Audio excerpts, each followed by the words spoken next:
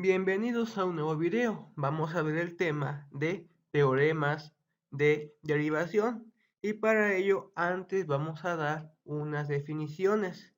Definición 1. Se dice que una función vectorial es diferenciable en un punto A si es que la derivada de dicha función existe en tal punto. Bien, ya que tenemos lo que es esta definición de diferenciabilidad en un punto, lo podemos ampliar, que no sea en un punto, que sea en un intervalo abierto. Y aquí lo tenemos. Se dice que una función vectorial f es diferenciable en un intervalo abierto a, b, si la función es diferenciable en cada punto del intervalo abierto. Además, lo podemos ampliar aún más, no necesariamente un intervalo abierto, ¿qué les parece? Un intervalo cerrado. Y así es como llegamos a lo que es la definición número 3. Se dice que una función vectorial es diferenciable en un intervalo cerrado, a, b, si la función es diferenciable en el intervalo abierto y además es diferenciable tanto en A como en B, que en este caso, al ser extremos, tendremos que utilizar un límite por la derecha o por la izquierda. Y estas son las definiciones para determinar si una función vectorial es diferenciable en un punto, en un intervalo abierto o en un intervalo cerrado. Esto quiere decir que dicha derivada sí exista en cada uno de esos puntos. Y aquí tenemos un teorema que es una consecuencia de las definiciones anteriores, que dice así: si la función f es diferenciable en un intervalo, entonces f es continua en dicho intervalo. Y ahora vamos a expresar algunas reglas de derivación que son, podemos decir, análogas a las que vimos en funciones reales de variable real. Pero antes vamos a cambiar un poco lo que es la notación. Vamos a expresar f' como si fuera df. D es un operador derivada, indica derivación. Y aquí tenemos el teorema de las reglas de derivación. Vamos a tener f y g, que son funciones vectoriales, un vector. Y además voy a tener lo que es var phi, una función real. Son funciones que son diferenciables en un intervalo i. Entonces, vamos a tener las siguientes operaciones: f más g, f menos g, f.g y f cruz g, además de lo que es la multiplicación de una función real por una función vectorial. Y estas son las operaciones que nosotros podemos realizar mediante teoremas de derivación. La derivada de lo que es la suma de dos funciones vectoriales la puedo calcular como la derivada de f más la derivada de g.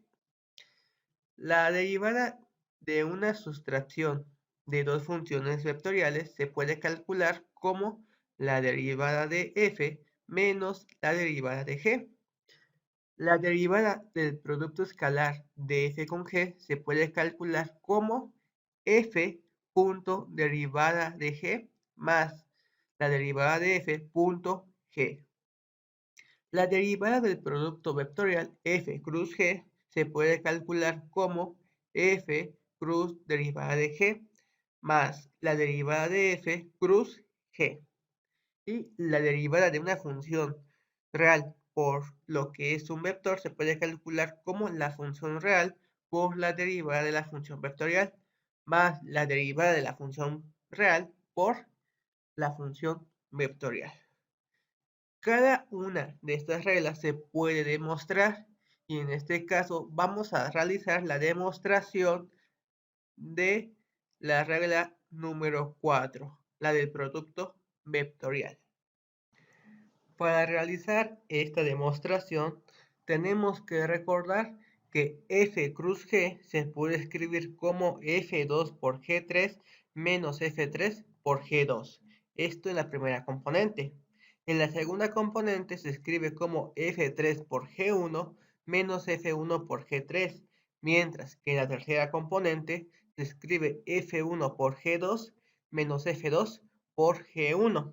Sabiendo esto, entonces calcular lo que es la derivada de f cruz g es la derivada de cada una de las componentes. La derivada de la primera componente, la derivada de la segunda componente y la derivada de la tercera componente. Posteriormente, como tenemos una resta, podemos separar en dos derivadas. Esto porque f2 por g3 y f3 por g2 son funciones reales de variable real. Podemos separar la derivada de f2 por g3 menos la derivada de f3 por g2. En la segunda componente realizamos lo mismo. La derivada de f3 por g1 menos la derivada de f1 por g3. Y en la tercera componente también la derivada de f1 por g2 menos la derivada de f2 por g1. Tenemos la derivada de un producto y como sabemos se puede calcular como el primero por la derivada del segundo más el segundo por la derivada del primero. En este caso, en la primera componente que es el primero f2 por derivada del segundo, derivada de g3, más el segundo g3 por derivada del primero, derivada de f2, menos. En este caso hacemos lo mismo el primero f3 por derivada del segundo, derivada de g2, más por menos menos el segundo g2 por derivada del primero, f3, y así sucesivamente hago lo demás con las otras componentes. Una vez realizado eso, vamos a agrupar. Pero, ¿cómo es que voy a agrupar? En este caso me voy a guiar mucho de lo que es el producto cruz. Vean, F2G3, F3G2 es el producto cruz. Aquí lo tenemos. En la segunda componente voy a tratar de agrupar F3 con G1 y F1 con G3 o F1 con G2 menos F2 con G1. Voy a tratar de realizar estas agrupaciones. Y entonces, en la primera componente puedo agrupar lo que es F2 derivada de G3 menos F3 por G2. Aquí lo tenemos. Y en otro vector voy a agrupar lo que es G3 por la derivada de F2 menos G2 por la derivada de F3. Aquí lo tenemos. Este es un vector, este es otro vector que están sumando. En la segunda componente voy a realizar lo mismo. En este caso voy a factorizar o voy a asociar F3 por la derivada de G1 menos F1 por la derivada de G3, que aquí lo tenemos. F3 derivada de G1 menos F1 por derivada de G3, mientras que en el otro vector voy a agrupar G1 por derivada de F3 menos G3 por derivada de F1, que aquí lo tenemos. Y hago lo mismo con la tercera componente. Voy a agrupar F1 por derivada de G2 menos F2 por derivada de G1, mientras que lo que me sobra lo voy a agrupar en el segundo vector, G2 por derivada de F1 menos G1 por derivada de F2. Aquí lo tenemos. Ya que realizamos esa agrupación, noten que tenemos los mismos términos, F2, G3, F3, G2, F3, G1, F1, G3, F1, G2, F2, G1. Esa fue la finalidad y también lo tenemos en el segundo vector, G3, F2, G2, F3, aquí está. En la segunda componente también obtuvimos lo mismo, G1, F3, aquí está, menos G3, F1. Entonces, pasa lo mismo con la tercera componente y esto lo podemos agrupar como un producto cruz. Va primero lo que es la función que tenemos positiva, en este caso es f2, entonces corresponde a f, f1, f2, f3, cruz g. Bueno, en este caso g no sé, sería la derivada de g, porque tenemos derivadas, no tenemos a g. es la derivada de g.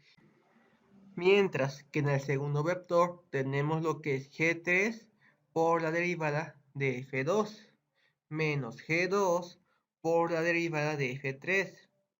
En la segunda componente tenemos g1 por derivada de f3 menos g3 por derivada de f1. Y tenemos en la tercera componente g2 por la derivada de f1 menos g1 por la derivada de f2. Entonces también tiene la forma de lo que es un producto vectorial y lo podemos escribir como la derivada de f1, la derivada de f2 y la derivada de f3 cruz g1, g2 y g3.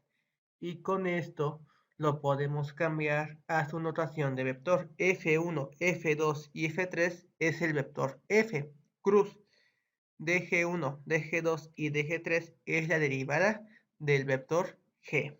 Más de F1, de F2, de F3 es la derivada de F.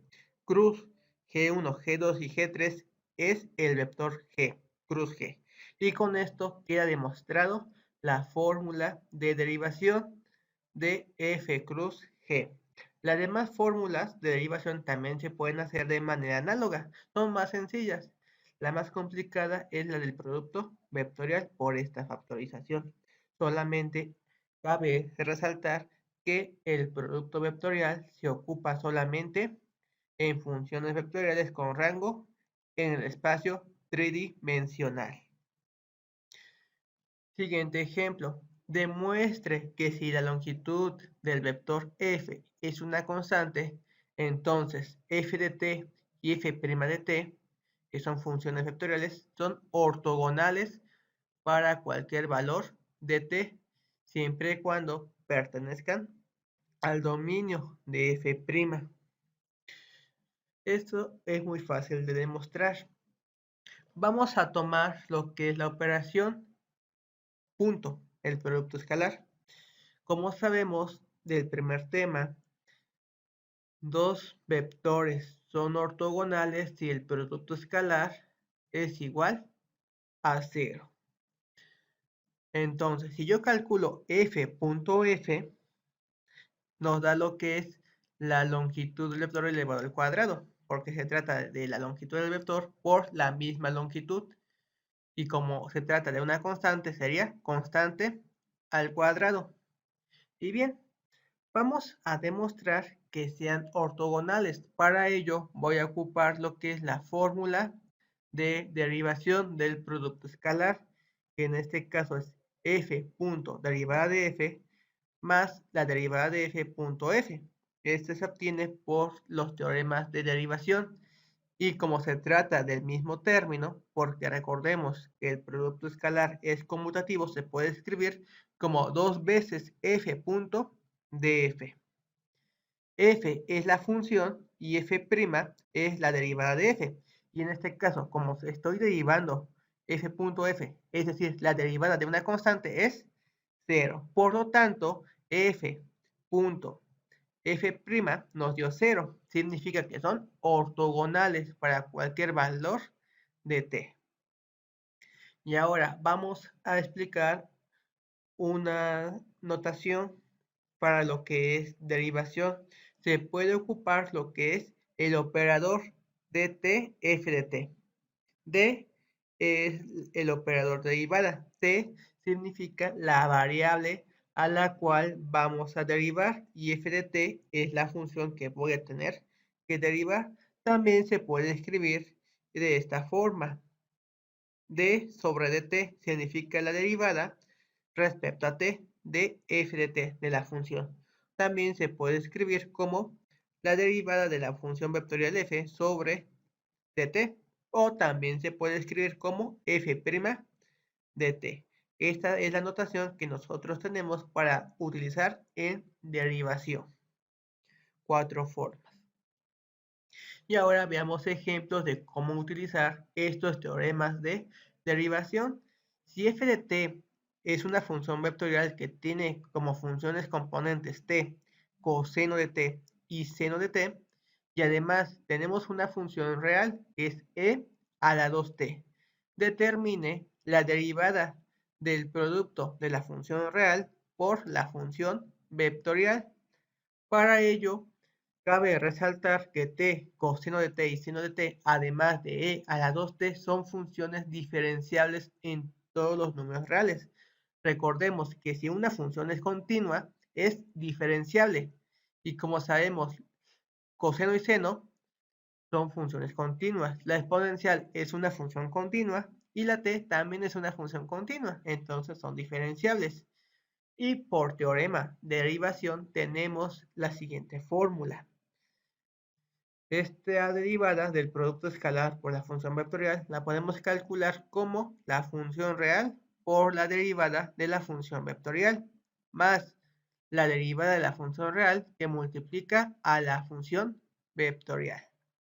Entonces, función real es e a la 2t y en este caso es la derivada de la función vectorial, la derivada de t, la derivada del coseno de t y la derivada del seno de t, más la derivada de la función real, derivada de e a la 2t, que multiplica a la función vectorial de coseno de t y seno de t.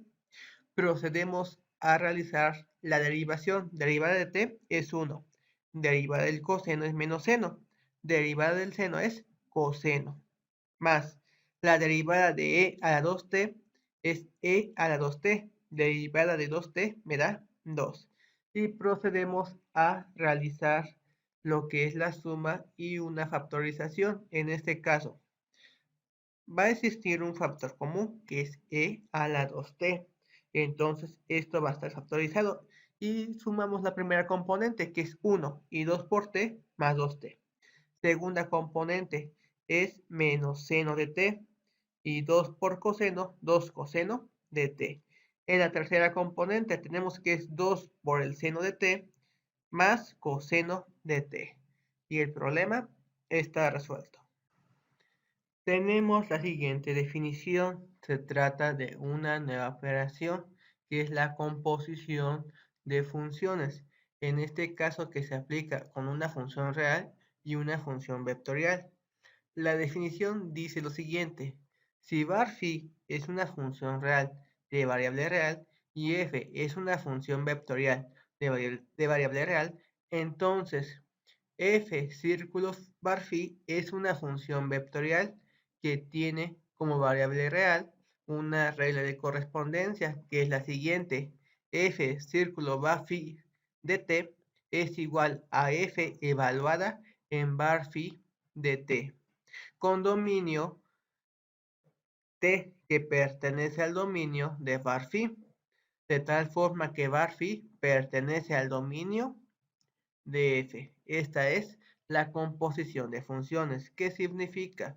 Que yo voy a tener una función real. Esa función real la puedo sustituir en la función vectorial. En lugar de utilizar t, utilizamos lo que es una función real. Si f tiene como componentes f1, f2 hasta fn, entonces la composición de f círculo phi se puede escribir como la componente evaluada en var phi de t, la segunda componente evaluada en var phi de t y así sucesivamente hasta la enésima componente evaluada en var phi de t, lo cual también se puede escribir como F1 círculo var phi, F2 círculo var phi, hasta Fn círculo var phi. En este caso, lo que es la composición de funciones de variable real, las que se manejan en cálculo diferencial. Y tenemos lo que es el siguiente teorema. Si var phi es diferenciable en un intervalo y además f diferenciable en un intervalo que contiene lo que es var phi, entonces la composición de f círculo var phi es diferenciable en dicho intervalo y se puede calcular como la derivada de la función vectorial círculo phi por la derivada de phi en dicho intervalo. Esto se conoce como la regla de la cadena. Y tenemos lo que es la demostración. Ya que sabemos que la composición de funciones, en este caso de una función vectorial por una función real, se puede escribir como cada componente composición por lo que es la función real. Entonces, para calcular lo que es la derivada de cada una de las componentes, derivada de F1 círculo bar phi, y así sucesivamente hasta la derivada de la enésima componente círculo bar phi. Y en este caso, como cada una de ellas se trata de una composición de funciones de variable real, entonces podemos aplicar lo que es la regla de la cadena para las funciones reales de variable real. Y así es como vamos a obtener lo que es la derivada de f1 círculo phi por la derivada de phi para cada una de las componentes. Vamos a tener un factor común que es la derivada de bar phi, por lo tanto se puede factorizar. Y esta expresión va a quedar escrita como la derivada de la función vectorial círculo phi por la derivada de phi, lo que estamos comprobando. Y aquí tenemos unos ejercicios para que ustedes puedan practicar en casa.